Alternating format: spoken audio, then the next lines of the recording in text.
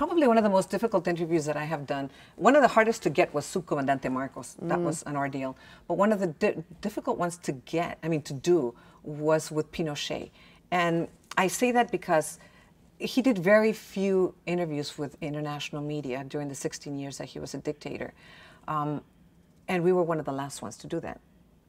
And when we did the interview, I think he believed that there was a connection there with his agenda for some reason or another. Maybe because I was coming from Miami and he felt that Miami was a very conservative city, or maybe because at the time the president of the company was from Chile.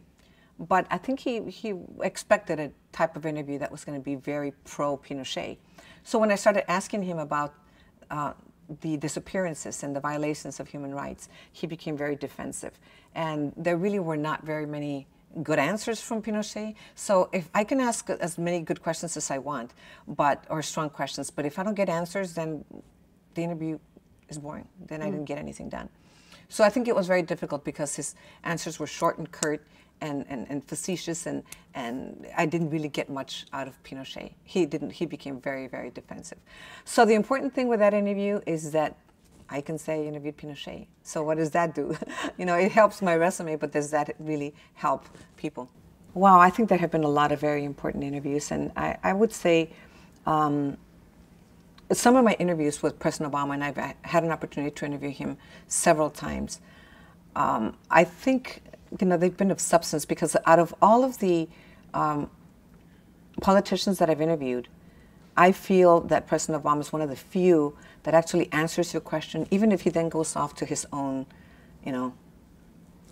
his own prepared remarks. At least he listens to your question and answers it. You don't always like the answer, so you have to follow up on that. But I think he's making such a big impact in history.